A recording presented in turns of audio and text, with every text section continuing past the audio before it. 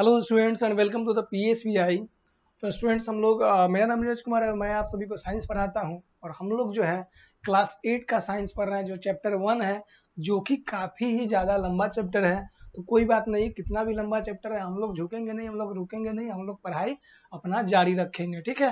तो पिछले वीडियो में स्टूडेंट्स हमने आपको बताया था मधुमक्खी के बारे में, जो हनी बी होते हैं, जो मधुमक्खी के जो छत्ते होते हैं उनके बारे में, और इसका जो एपी कल्चर होता है।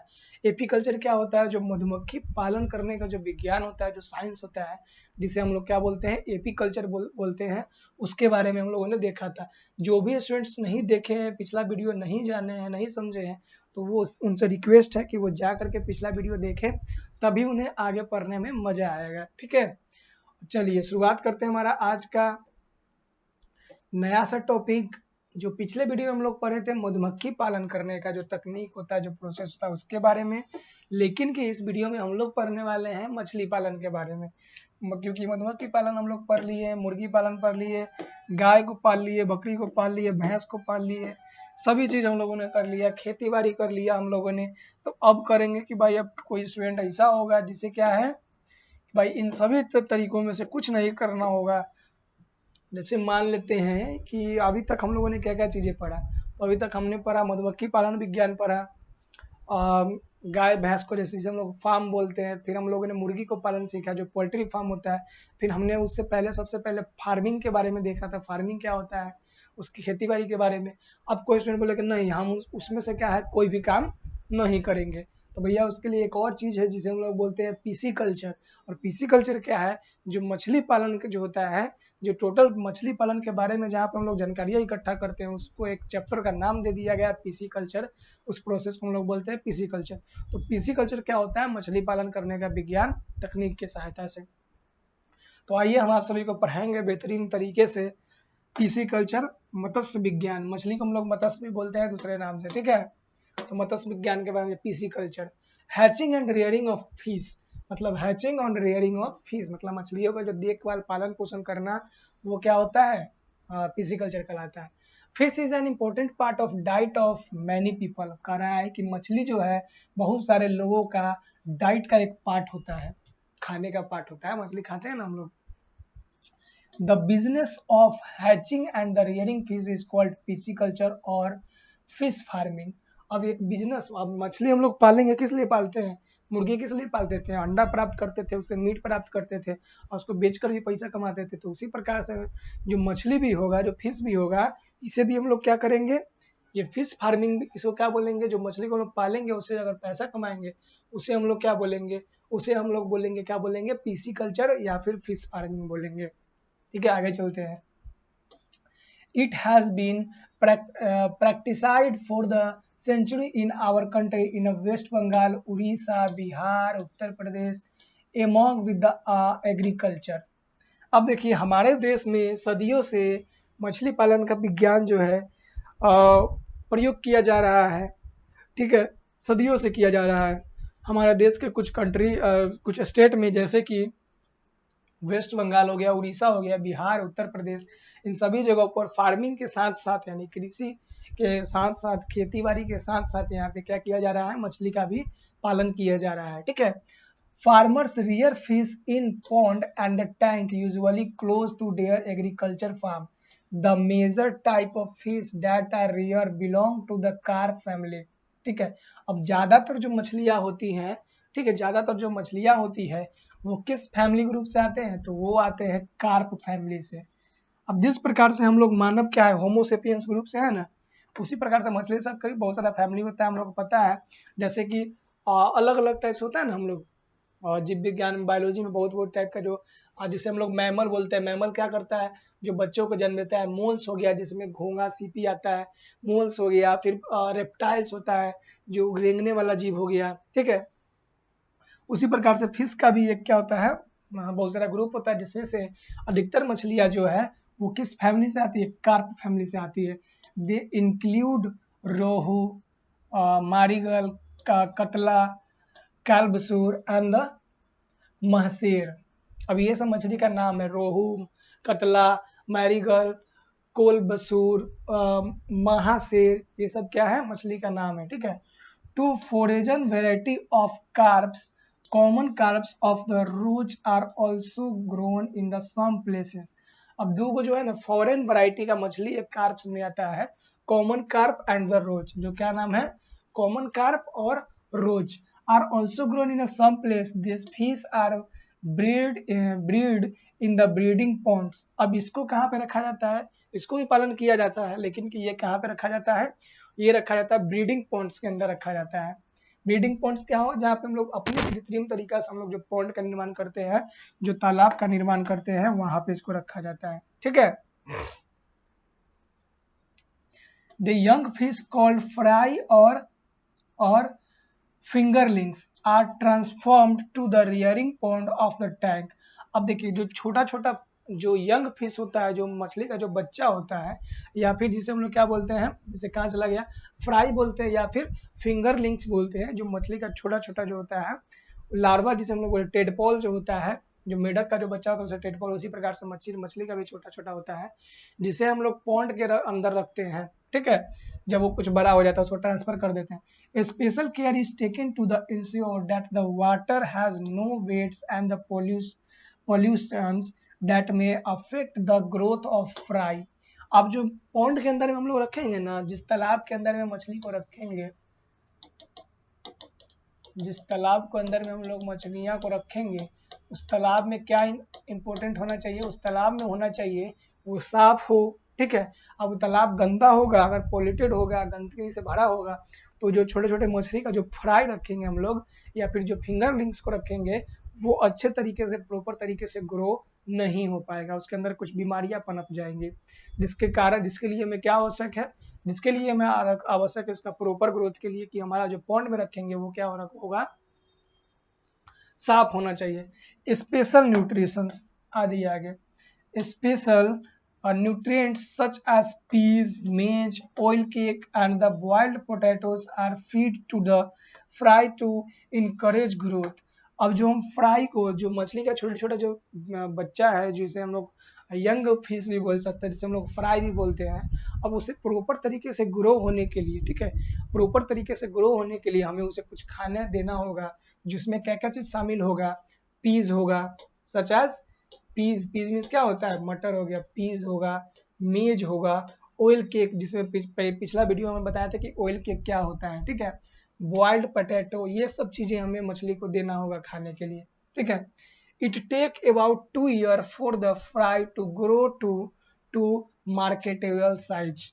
अब 2 साल का समय लगता है इस मछली को, जो छोटे मछली को हम लोग पॉन्ड में डालते हैं, तो उसे ग्रो होने के लिए मिनिमम 2 साल का टाइम लगता है, 2 ईयर का समय लगता है। जब क्या कर 2 ईयर में क्या कितना हो जाएगा, कि 2 ईयर में इतना तैयार हो जाएगा कि हम उसे मार्केट में बेच सकते हैं, उस लायक 2 साल लगेगा, उसे समय 2 साल का लगता है। ठीक है। Common carp grow to about 1 meter and can weight up to 25 kg।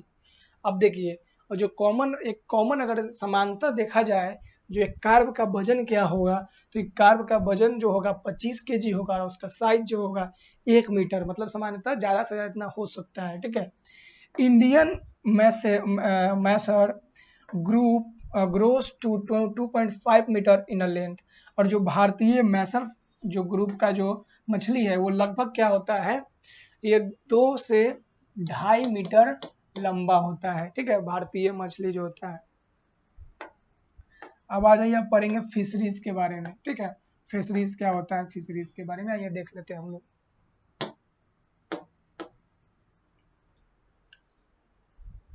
चले,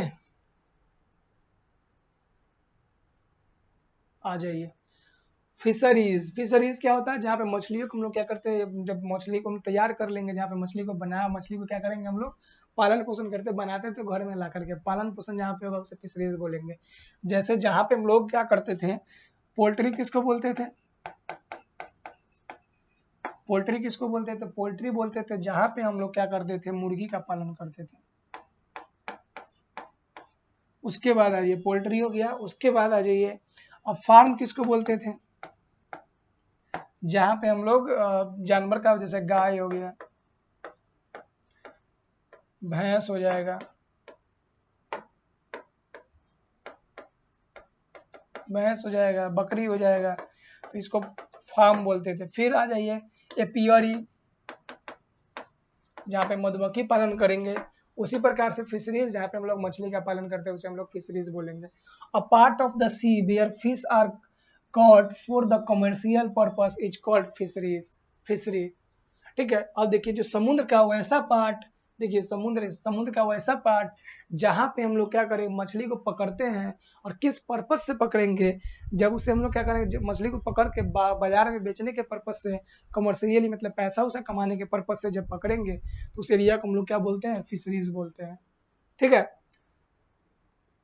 fishery. Sea fish are caught by the fishermen working on the fishing vessels, क्या है, ट्रॉलर्स। अब जो मछली जो पकड़ा जाता है, ये जो होते हैं मछुआरे के द्वारा पकड़ा जाता है, और उसके पास एक ट्रोलर्स होता है जो क्या करता है, इस प्रकार का नेट होता है बड़ा सा। ठीक है, trawlers are equipped with the large net that is trawled along the sea Wade.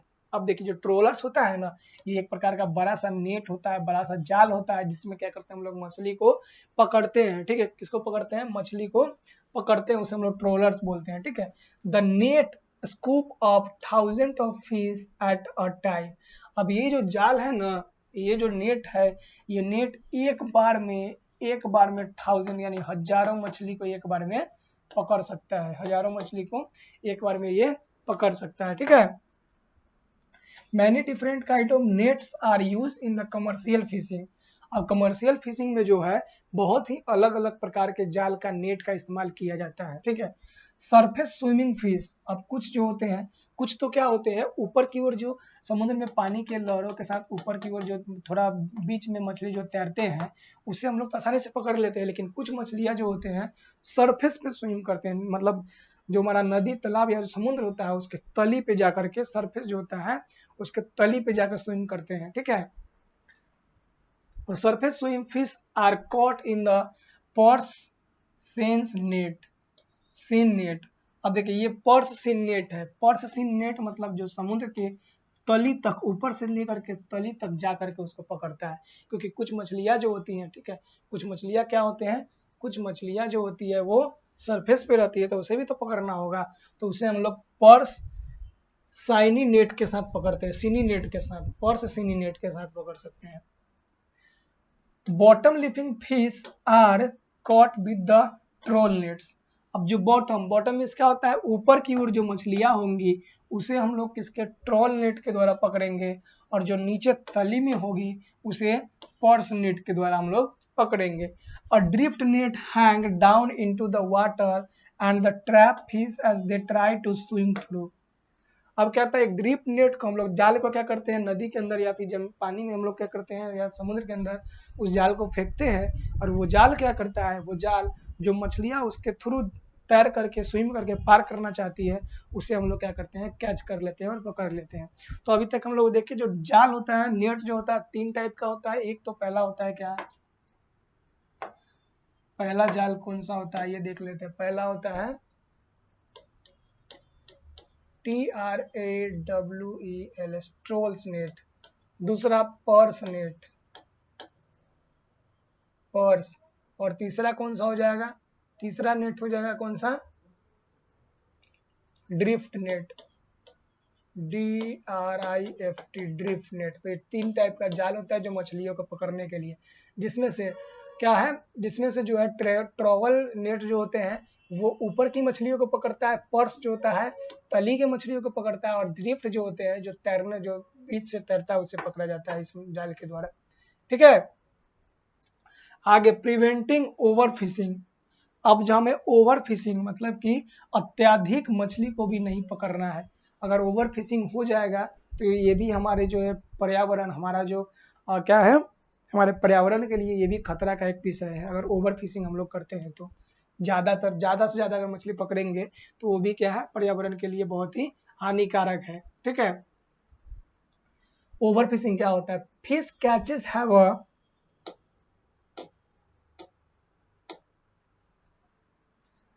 fish catches have rise about 6 times during the last 100 years.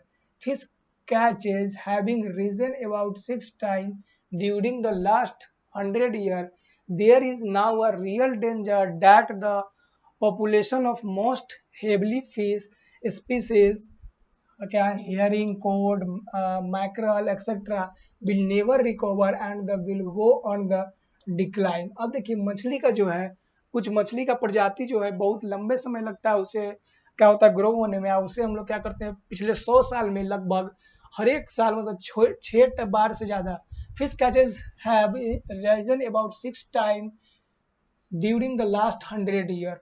ठीक है, there is now the real danger. अब ये क्या है हमारे लिए बहुत ही खतरा का विषय है। ठीक है, इससे क्या होगा बहुत ही बड़े बड़े हेवली फिशेस का जो पॉपुलेशन होगा वो क्या हो जाएगा, कम हो जाएगा। अगर हम ज्यादा मछली क्या करेंगे पकड़ेंगे तो समुद्र से मछलियां क्या होंगी, क्योंकि मछली क्या होता है देखो मछली को कोई भी चीज को बड़ा होने में समय लगता है। लिविंग थिंग जैसे पेड़ होता है तो एक पेड़ को तो काटना हम एक दिन में काट देते हैं, लेकिन वही पेड़ को ग्रो होने में कितना वक्त लगता है, कितना ज्यादा समय लगता है। वही सेम प्रकार है, एक छोटा सा मछली से लेकर के बड़ा मछली होने में बहुत ज्यादा समय लगता है, और हम लोग उसे एक एक दिन में अगर उसे इतना खाली करेंगे तो फिर हमें क्या होगा, मछलियां का दिक्कत करना सामना में करना पड़ सकता है, दिक्कतों का हमें नहीं मिलेगा। और ज्यादातर जो बड़े बड़े मछली है ये इसका स्पीसीज जो प्रजाति है ये गायब हो चुका है, जैसे कि हेयरिंग है, कोड है, ठीक है, मैकिरल है, ये सब का विल नेवर रिकवर है। इसे हम क्या किए कि अब नेवर हम लोग कभी उसे रिकवर नहीं कर सकते हैं, क्योंकि उसका पूरा हम स्पीसीज को हम लोग खत्म कर दिए। ठीक है, this has alerted nation to the prevent over fishing in their fishing zone. और इसी के कारण क्या होता है कि सब जो नेशन है, जो सब जो देश या राष्ट्र जो है, ठीक है, सब जो क्या करता है ओवर फिशिंग का मतलब ओवर फिशिंग जोन जो होता है, फिशिंग जोन उसी में मछली पकड़ना है, बाकी उस जोन से आगे मछली नहीं पकड़ना पड़ता है, क्योंकि वहां से आगे क्या होगा, अगर ऑर्डर दे दिया ना सरकार के द्वारा, कि ऑर्डर दे दिया कि पूरा समुद्र से मछली पकड़ लो, तो इतना लोग इतना भूखर हो चुके हैं एक दिन में पूरा मछली पकड़ लेंगे। लेकिन सरकार क्या किया, एक फिशिंग जोन बनाया है कि उसी जोन में क्या किया जाएगा, मछली को पकड़ा जाएगा और उस जोन से बाहर नहीं जाया जाएगा। ठीक है, तो ये होता है ओवर फिशिंग और AP culture, sorry PC culture. कौन सा हम लोग पढ़ रहे हैं, पीसी कल्चर, मछली पालन का जो विज्ञान होता है पीसी कल्चर। अब जो हमारा चैप्टर जो है हमारा खत्म हो चुका है, कुछ क्विक रिवीजन हमें करना है। 8 का हमारा फाइनली चैप्टर 1 जो है ये खत्म हो चुका है। आइए कुछ क्विक रिवीजन हम लोग कर लेते हैं, क्या क्या चीजें हम लोगों ने देखा है उसके बारे में कुछ देख लेते हैं। देखिए, तो पहले हम लोगों ने पढ़ा है use of land, growing crops and rising animal in the called farming, the science and the practice of farming is called the agriculture. तो हम लोग पहला जो टॉपिक हम लोग पढ़े थे इस चैप्टर के अकॉर्डिंग, इस चैप्टर में उसमें क्या था, खेती बाड़ी के बारे में जानना था। Use of growing crops and rising animal is called the farming. अब देखिए जहाँ पे हम लोग क्या करेंगे, ग्रो करेंगे क्रॉप, फसल को उगाएंगे, और एनिमल जानवर को पालेंगे। ठीक है, और इस साइंस को जहाँ पे फार्मिंग का जो साइंस होगा उसे हम लोग एग्रीकल्चर बोलेंगे। तो पहला एग्रीकल्चर के बारे में देखे थे। फिर देखिए, फिर टाइप ऑफ फार्मिंग, जो फार्मिंग होता है खेती बाड़ी कितना प्रकार का होता है, तो ये देखिए कितना प्रकार का होता है। एक तो होता है अर्बन फार्मिंग, दूसरा हार्टिकल्चर, तीसरा प्लांटेशन, चौथा आ जाइए मिक्स्ड फार्मिंग, तो अरेबल फार्मिंग जिसमें हम लोग क्या करते हैं फूड बियरिंग प्लांट, जिसमें हम लोग खाना प्राप्त करने वाले पौधे रोपते हैं। दूसरा हार्टिकल्चर, हार्टिकल्चर में हम लोग फ्रूट, वेजिटेबल और फ्लावर उगाते हैं। ठीक है, प्लांटेशन, प्लांटेशन में कैश क्रॉप उगाते हैं जैसे कि टी, कॉफी, कॉटन ये उगाते थे। फिर हमारा मिक्स्ड फार्मिंग में cultivating crop, raising animal on the same farm. Farming, mix farming में मतलब वो ऐसा जगह जहाँ पे हम लोग खेती भी करेंगे एक साथ और क्या करेंगे कोई जानवर को भी पालेंगे, उसको हम लोग बोलेंगे मिक्स्ड फार्मिंग। तो ये सब चीजें इन जगहों पे हम लोगों ने किया। दूसरा बेसिक एग्रीकल्चर प्रैक्टिस। अब एग्रीकल्चर करने के लिए हमें कौन कौन सी चीजों का उपयोग करना होता है। पहला प्रिपरेशन ऑफ सॉइल देखे थे, मिट्टी को तैयार करेंगे। ठीक है, दूसरा सिलेक्शन ऑफ सीड्स, बीज को चुनाव करेंगे। तीसरा सोइंग ऑफ सीड्स, फिर बीज को रोपेंगे। ठीक है, चौथा मैन्योरिंग और फर्टिलाइजर, जब बीज को रोप देते थे तो रोपने के बाद उसे हम क्या करेंगे फर्टिलाइज करेंगे, उसमें उर्वरक डालेंगे, उसकी देखभाल करेंगे। तो ये चीजें देखा था। फिर आइए हमारा 4 नंबर टॉपिक हम लोगों ने क्या पढ़ा था इस चैप्टर में, वो क्या है मेन्योर क्या होता है, मेन्योरिंग पढ़ा था। फिर 5 फर्टिलाइजर क्या होता है। ठीक है, मेन्योरिंग क्या होगा, जब हम लोग क्या करेंगे खेत को करके फर्टिला भूमि को क्या करेंगे उपयोग लायक बना करके जो मिट्टी को तैयार करते हैं उसे हम लोग मेन्योरिंग बोलेंगे। फिर जो भी उर्वरक वगैरह खेत में डालते हैं उसे हम लोग फर्टिलाइजर बोलेंगे। फिर artificial delivery of water to crop is called irrigation. फिर इरिगेशन के बारे में देखे थे। फिर हम लोगों ने देखा अनवांटेड प्लांट, जो हमारे, जिसे हम लोग क्या बोलते हैं, बीट्स बोलते हैं। बीट्स क्या हो जाता था, जो हमारे खेत में जिस पेड़ की हमें आवश्यकता नहीं होती थी, जब वो पेड़ हमारे खेतों में उग आते थे तो उसे हम उखाड़ के जो फेंकते थे, उस प्रक्रिया को क्या बोलते थे हम लोग, बीडिंग बोलते थे। और बीट्स क्या होता था, जो अनवांटेड प्लांट, जो हम ना चाहते हुए, जिस जिस पेड़ को हम ना चाहते हैं और हमारे खेत में उग गया, उसे हम लोग क्या बोलते थे, बीड बोलते थे। उसके बारे में देखे थे, ठीक है। फिर हम लोगों ने क्या देखा, थ्रेसिंग क्या होता है। फिर हम लोगों ने कॉम्बाइन क्या होता है, स्टोरेज ऑफ हार्वेस्टिंग कॉर्प। तो ये सब जो चीज़ें हम लोग रिवीजन अगले वीडियो में कर लेंगे, क्योंकि वीडियो बहुत ज़्यादा लंबा हो जाएगा और आप लोग को भी पढ़ने में थोड़ा बोरिंग लगेगा। तो हम लोग को इंटरटेनमेंट के साथ पढ़ना है, क्योंकि ये थोड़ा पेचीदा सा चैप्टर है, लेकिन हमने आपको पूरे अच्छे तरीके से आसान और सिंपल भाषा में हमने आपको बताने का प्रयास किया है और कोशिश किया है। तो मिलते हैं फ्रेंड्स, स्टूडेंट्स, हम लोग अगले वीडियो में, जहाँ पे हम लोग चैप्टर 1 का जो है क्विक रिवीजन करेंगे, और उसके बाद नेक्स्ट जो वीडियो होगा उसमें हम लोग क्या करने वाले हैं, उसका क्वेश्चन आंसर करेंगे, क्योंकि क्वेश्चन आंसर में भी हमें दो क्लास लगेगी, क्योंकि ये जो है इसका क्वेश्चन आंसर भी कुछ ज़्यादा लंबा है, क्योंकि टॉपिक ही लंबा था। ठीक है, तो चलिए मिलते हैं हम लोग एक नए वीडियो में और तैयारी करेंगे अपने नए सिरे से।